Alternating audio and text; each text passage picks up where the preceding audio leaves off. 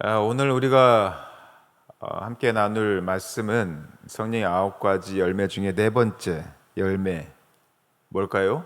한번 같이 읽어볼까요? 시작. 오래 참음입니다. 여러분들 잘 참으십니까? 아니면 성격이 조금 급하신 성격입니다. 입니까?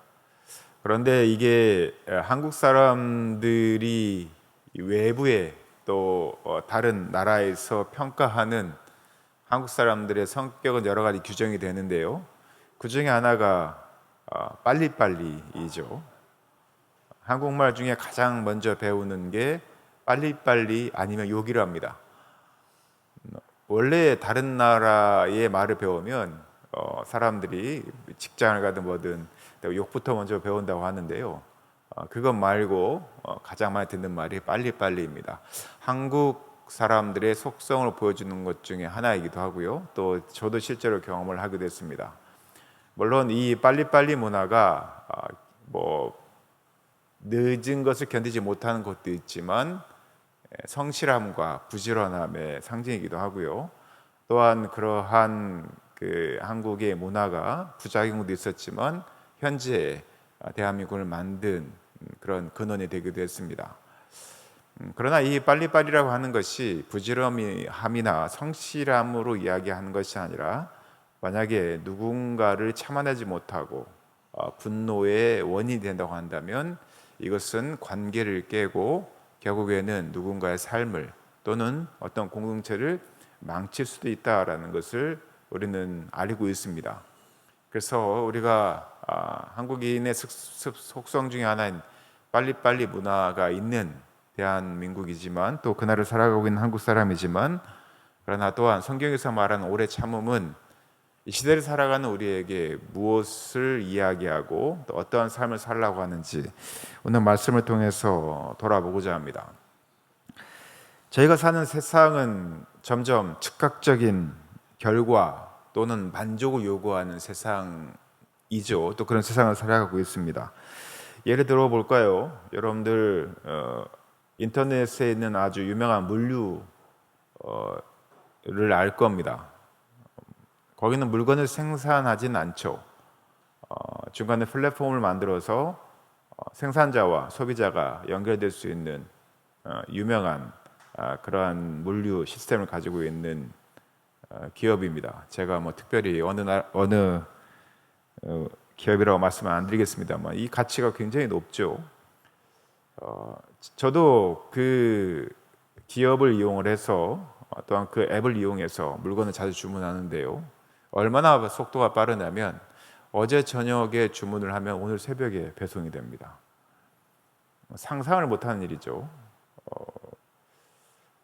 지금도 외국 사회에서는 상상을 못하는 일입니다. 선진국에서 여전히 지금 유럽이나 미국에서는 하나의 제품을 주문을 하면 아무리 빨라야 3일, 보통 일주일 정도 걸립니다.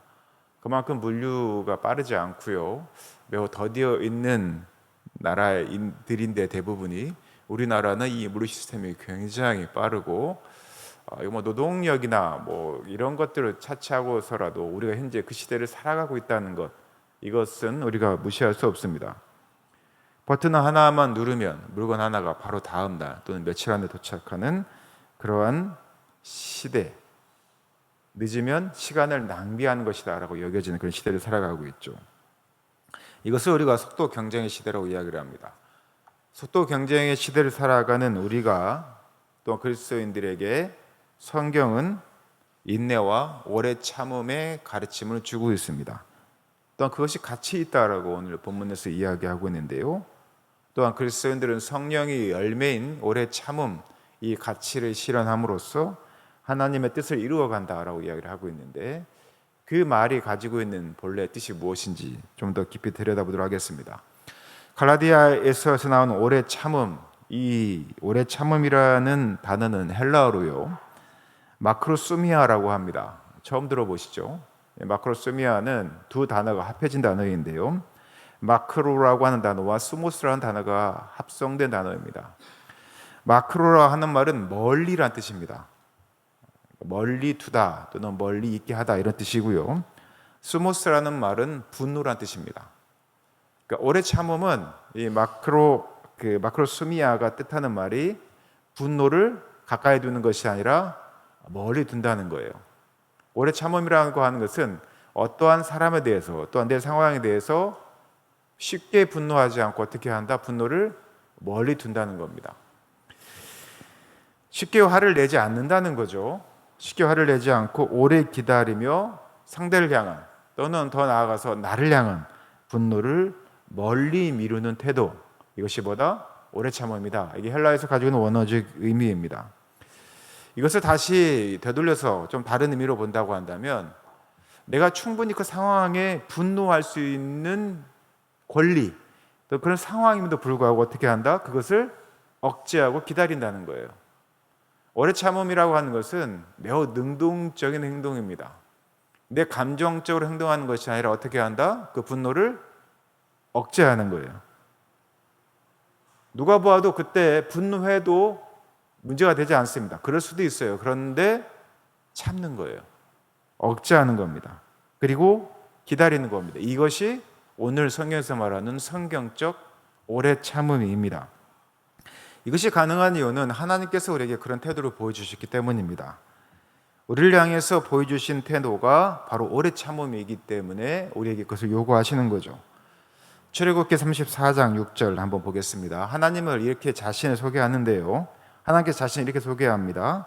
한번 같이 읽어볼까요? 시작. 여호와께서 그의 앞으로 지나시며 반포하시되 말씀하시되 여호와로라 여호와로라 자비롭고 은혜롭고 노하기를 더디하고 인자와 진실이 많은 하나님이로라. 자신을 소개하는데 이렇게 얘기합니다. 노하기를 더디하다. 노하기를 더디한다는 말이 바로 오늘 말씀의 제목인 오래 참음입니다. 하나님이 자신을 소개하는데 자신이 가진 속성 중에 하나로 오래 참음, 노하기를 더디하는 분, 이렇게 소개하고 있는 것이죠. 하나님의 오래 참음이 중요한 이유가 있습니다. 하나님의 오래 참음, 이것이 우리 그리스도인들에게, 특히 이 세상 사람들에게 매우 중요한 하나님의 속성인데요. 그 이유는 하나님께서 오래 참으셨기에 우리에게 구원의 길이 열렸기 때문입니다. 로마서 2장 4절 한번 같이 읽어볼까요? 읽겠습니다. 시작. 혹 너가 하나님의 인자하심이 너를 인도하여 회개하게 하심을 알지 못하여 그의 인자하심과 용납하심과 그리고 길이 참으심이 풍성함을 멸시하느냐, 이렇게 얘기합니다. 즉 하나님의 오래 참음은 단순한 참음이 아니라 우리를 회개로 이끄시는 적극적인 은혜라는 것입니다. 자, 우리가 죄를 반복할 때 하나님은 즉시 심판하지 않고 기다리십니다.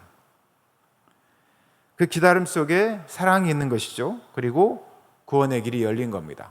만약에 하나님께서 오래 참지 않으시고 우리를 즉각 심판하셨다고 하면 우리 중에 살아남을 사람은 아무도 없죠. 하나님께 우리가 이런 원망을 합니다. 하나님, 이 세상에 이렇게 악하고 악한 애들이 많은데 왜 심판하지 않으십니까? 이런 얘기를 합니다. 세상의 악함을 보며 심판하지 하나님을 원망합니다. 그럴 때 많죠. 진짜 나쁜 놈입니다. 하나님께서 왜 저 사람을 데려가지 않는지, 왜 저런 사람들을 더 승승장구하는지, 왜 악한 이들이 승리하는지, 이러한 마음의 원망이 하나님께 향하는 경우들이 많습니다. 그런데 하나님의 오래 참음이 마지막에 심판날까지 우리에게 기회 주시는 것을 알게 되었을 때 그 오래 참음이 우리에게 은혜인 것을 우리는 알게 됩니다. 자, 우리가 하나님 앞에 범죄했을 때 우리에게 심판이 임했다면 우리의 모습은 어떠할 것 같습니까? 자, 마가복음, 제가 따로 성경 말씀을 찾아주진 않았는데요. 마가복음 9장에 있는 말씀을 제가 한번 읽어드려 볼게요. 한번 귀로 잘 들어보십시오. 만일 너의 손이 너를 범죄하게 하거든, 들어보셨을 거예요. 다시 한번 읽겠습니다. 만일 네 손이 너를 범죄하게 하거든 찍어버려라. 만일 너의 발이 너를 범죄하게 하거든 찍어버려라. 만일 너의 눈이 너를 범죄하게 하거든 빼어버려라. 자, 여러분들 손이, 여러분들의 발이, 여러분들 눈이, 여러분들의 평생에 단 한 번도 죄를 짓지 않고 산 적이 있으신가요? 이게 예수님이 하신 말씀이에요. 만약에 이 말씀이 그대로 우리에게 즉각 이루어졌다면 여러분들의 손과 여러분들의 발과 여러분들의 눈은 지금 이 상태로, 온전한 상태로 예배를 드릴 수 없을 겁니다. 이 말씀은 실제적으로 여러분들의 손과 발을 잘라버리고 눈을 빼라는 이야기가 아니죠. 죄를 지었거든 내가 죄를 인식하는 그 순간 어떻게 하라? 빨리 돌이켜서 단절하라는 의미입니다. 그런데 예수님께서는 그러한 말씀을 아주 강력하게 이야기하신 것이죠. 네 손을 잘라버릴 정도로, 네 발을 잘라버릴 정도로, 네 눈을 빼버릴 정도로 너의 죄를 인식하고 회개하고 돌이키고 그리고 그 죄로부터 단절하라는 이야기입니다. 그런데 만약에 하나님께서 단절할 기회를 우리에게 주시지 않으시고 빛의 속도로 그래도 그랬어? 너 죄를 지었어? 손 잘라버려, 발 잘라버려, 눈 빼어버려 이랬다고 한다면 우리의 혀와 눈과 손과 발은 절대 온전하지 못할 것입니다. 여러분 중에 그럴 분은 단 한 분도 안 계실 거예요. 그래서 우리의 구원의 관점에서 우리가 구원받은 것은 절대적으로 하나님께서 오래 참으셨기 때문에 가능한 일입니다. 그리고 또 예수님께서 그러한 모습들을 우리에게 보여주시죠. 예수 그리스도의 오래 참으심. 자, 하나님의 오래 참으심이 우리에게 구원을 이루게 했다는 것을 우리가 들었습니다. 그렇다면 예수 그리스도의 오래 참음은 어떻게 드러났을까? 그것은 십자가의 사랑으로 드러났죠. 예수님은 공생의 기간 동안에 수많은 조롱과 오해와 배신을 당하셨습니다. 그런데 단 한 번도 예수님은 보복을 하지 않으셨죠. 베드로전서 2장 23절 말씀입니다. 같이 읽어볼까요? 읽겠습니다. 시작. 욕을 받으시되 대신 욕하지 아니하시고 고난을 받으시되 위협하지 아니하시고 오직 공의로 심판하시는 자에게 부탁하시며 이렇게 되어 있습니다. 이 말씀은요, 십자가 위에서 예수님은 자신을 못 받는 자들을 위해서 하신 기도입니다. 내가 고통을 당하고 나를 분노하게 하는 그 대상에게 우리는 어떻게 합니까? 보통 욕을 하거나 분노를 표출을 하죠. 인간들은 어쩔 수 없습니다. 저도 끊임없이 분노하고 분노를 표출을 합니다. 거국적으로 국가에 대한 사안도 그렇고 또한 가까운 내 일상에서도 많은 상황 중에 제가 이 분노를 참지 못하고 표출한 데 자신을 보게 됩니다. 그런데 예수님께서는 십자가 위에서 자신을 못 박는 이들에게 분노하지 아니하시고 오히려 그들을 위해서 기도하셨습니다. 누가복음 23장 34절 말씀 한번 같이 보실까요? 그 말씀의 대표적인 예입니다. 한번 보겠습니다. 시작. 이에 예수께서 가라사대 아버지여 저희를 사하여 주옵소서 자기의 하는 것을 알지 못함이니이다 하시더라. 이 말씀은 예수님께 십자가에서 하나님께 기도하신 진짜 내용입니다. 완전한 오래 참음의 모습이죠. 우리도 예수 그리스도의 제자로 살다 보면 억울한 일이 너무 많습니다. 그리고 세상에 미움과 억울함을 당할 때가 많습니다. 예수님의 말씀대로라면, 예수님의 제자라고 한다면 예수님과 함께 예수님의 제자로서 맞서 싸우는 것이 아니라 오히려 십자가의 인내로서 반응하는 삶을 살아야 합니다. 그것이 바로 예수께서 십자가에서 보여주신, 십자가의 사랑으로 보여주신 오래 참음입니다. 그렇다면 예수님의 제자인 우리들, 또 그리스도인이라고 하는 우리들은 어떻게 해야 될까요? 오늘 성령 9가지 열매에서 우리에게 말씀하신 것처럼 그 오래 참음을 우리의 삶의 자리에서 실천하며 살아가야 합니다. 우리 삶 가운데 이 오래 참음의 9가지 열매 중에 4번째 열매는 이 열매를 실천하며 그리스도인임을, 제자임을 드러내야 한다는 것이죠. 야고보서 5장 7절입니다. 같이 읽어볼까요? 읽겠습니다. 시작. 그러므로 형제들아 주의 강림하시기까지 길이 참으라. 보라 농부가 땅에서 나는 귀한 열매를 바라고 길이 참아 이른 비와 늦은 비를 기다리나니. 제가 여러분들에게 과거에는 PPT로 안 해드리고 성경을 찾거나 아니면 제가 따로 읽었죠. 네, 지금은 여러분들에게 PPT를 따로 드립니다. 그런데 가끔 보면 소리 내서 읽지 않는 분들이 계십니다. 가끔 제가 4주를 참고 오래 참고 오늘 처음 말씀드립니다. 제가 이거를 혼내려고 말씀드리는 게 아니고요. 눈으로 읽는 것도 좋은데 입으로 읽는 것도 매우 중요합니다. 일종의 고백이거든요. 여러분들이 가급적이면 함께 읽어주시면, 그것도 조금 큰 목소리로 읽어주시면 훨씬 더 이 말씀이 여러분들의 깊이 다가갈 거라고 믿습니다. 자, 오늘 이 말씀은, 야고보서에 있는 말씀은 야고보 이 제자가 공동체한테 이렇게 이야기를 하는 거예요. 농부가 땅에서 나는 귀한 열매를 얻기 위해서 어떤 비를? 이른 비와 늦은 비를 어떻게 한다? 기다리듯이. 여러분들이 아무리 물이 급해도, 비가 급해도 우리 마음대로 비가 오게 할 수는 없지 않습니까? 정말 기다림의 싸움입니다. 강릉에서 가뭄이 들어서 전국에서 생수를 보내고 소방서에서 물을 공급하고 해도 비가 내리지 않아서 마음을 졸이다가 이제 비가 오니까 너무 기쁘죠. 이 기다린 심정이 얼마나 애가 탔겠습니까? 그런데 농부가 땅에서 나는 귀한 열매를 얻기 위해서 이른 비와 늦은 비를 기다리듯이 성도도 어떻게 해야 된다? 인내해야 된다. 기다려야 한다. 오래 참아야 한다라고 이야기하는 겁니다. 그래서 우리 삶 가운데서도 구체적으로 이러한 일들이 반영이 되어야 되겠죠. 여러분들 삶 속에서 어떤 오래 참음, 또 기다림, 인내를 하고 계십니까? 우리가 가정 안에서 부부간에 서로 다름을 인정하는 것 쉽지 않죠. 내 감정이 또 내 삶을 투사하다 보면 서로 간에 문제가 생길 수 있습니다. 이 다름을 인정하는데 오랜 시간이 걸립니다. 자녀를 향해서 쉽게 화내지 않고 사랑으로 지도하는 것, 이것도 오래 참으면 하나의 전형이죠.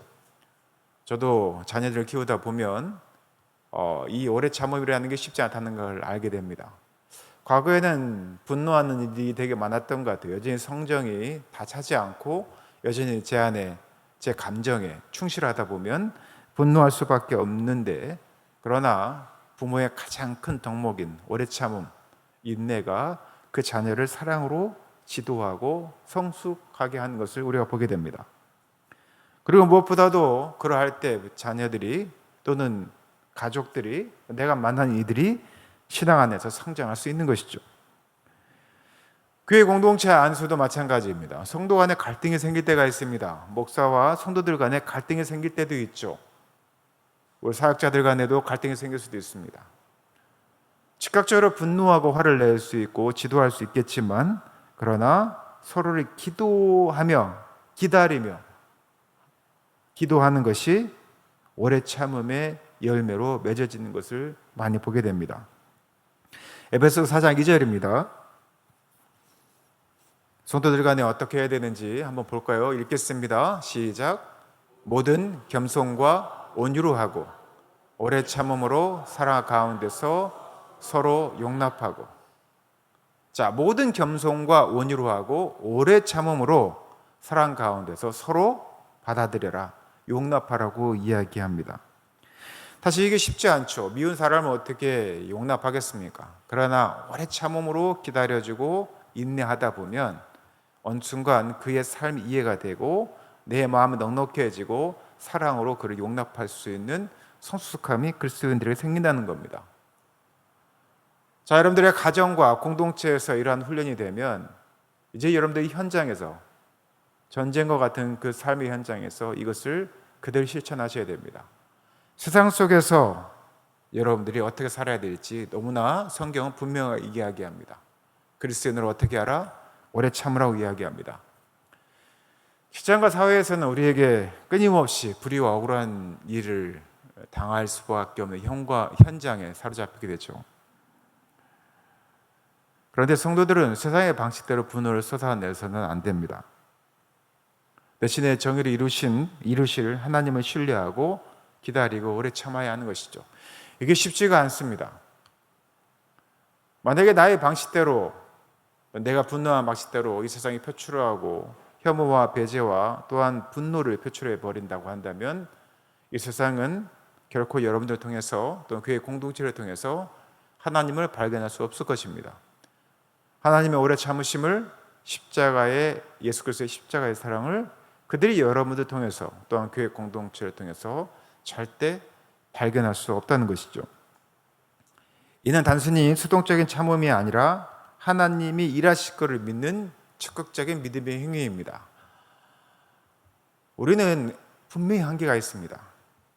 그리스도인들은 각각이 가진 그 성품으로는 분명한 한계가 있어요. 오래 참음은 사실 인간의 성품으로는 불가능에 가깝습니다. 하지만 성령께서 내 안에 거하시고 또 성령께서 그렇게 하도록 내주하심을 인정하고 또한 그의 말씀에 따르게 되면 우리는 첫째, 분노를 억누르는 훈련이 가능합니다. 분노를 억누를 수 있는 것이죠. 그리고 무엇보다도 상처 속에서 거친 그 상처 속에서도 기다릴 수 있고요. 또 억울함 가운데서도 우리가 소망을 품을 수 있습니다. 기다려주며 또한 소망을 품는 것이죠. 오래 참음은 하나님의 성품입니다. 성령의 9가지 열매는요, 다 하나님의 성품에서 드러난 일들입니다. 그냥 하나님께서 나는 그렇지 않은데 너희들 그렇게 살아라고 하는 이율배반적인 이야기가 아니에요. 사랑과 희락과 화평과 그리고 오늘 오래 참음 그리고 그 이후에 이어지는 5가지 모든 성품들이 하나님께서 우리에게 요구하시는 이유는 그것이 바로 하나님의 성품이고 또한 오늘 여러분들이 읽으신 이 오래 참음 네 번째 이 오래 참음도 하나님께서 드러내신 가장 대표적인 성품이기 때문에 하나님을 믿고 예수 그리스도를 따른 이들이 성령의 열매로서 맺어가는 열매여야 된다고 우리 얘기하는 겁니다. 하나님의 성품인 오래 참음 그리고 예수 그리스도의 십자가의 열매인 오래 참음 이것들을 성도라고 한다면 반드시 우리의 삶 가운데 맺어야 할 열매라는 것입니다. 말씀을 맺겠습니다. 사랑하는 제게 성도 여러분, 여러분들의 삶 속에서 여러분들의 가정에서 여러분들의 속한 교회에서 또한 세상 속에서 성령의 도우심을 따라서 오래 참음의 열매를 맺으시기 바랍니다. 그리고 하나님께서 우리에게 베푸신 그 오래 참음을 기억하시고요. 또한 예수 그리스도의 십자가의 사랑을 통한 오래 참음을 기억하셔서 다른 이들을 향해서 여러분들이 만나는 가장 가까이서 만나는 가족부터 여러분들 일상에서 만나는 또는 우연히 만나는 모든 사람들에게 그 하나님의 오래 참음을 기억하고 또한 그들을 향해 오래 참고 기다리는 사랑을 실천했으면 합니다. 이 성령의 9가지 열매를 여러분들이 하나하나 맺었으면 좋겠어요. 여러분들이 주부에 보시면 칼럼이 있는데요. 제가 이 칼럼을 쓰는 이유는 제가 일주일 동안 오래 참음의 이번 주는 오래 참음의 열매겠죠. 성령의 9가지 열매가 이번 주 동안 어떻게 맺어지는지를 제 실제 삶에서 구현해내고 또 그것들을 여러분들이 나누고자 간증 형식으로 올린 글입니다. 여러분들이 성령의 9가지 열매를 그냥 설교를 듣지 마시고 한 귀를 듣고 한 귀를 흘려내지 마시고 이번 일주일 동안은 내가 분노를 참고 그리고 누군가를 기다려주는 오래 참음의 성령의 열매를 맺었다라는 것들을 여러분들의 입술로 간증을 하거나 또 여러분들의 삶 가운데 있었으면 좋겠습니다. 그리할 때 그러한 삶을 살아갈 때 여러분들은 점점 더 성숙한 그리스도인이 되는 것이고요.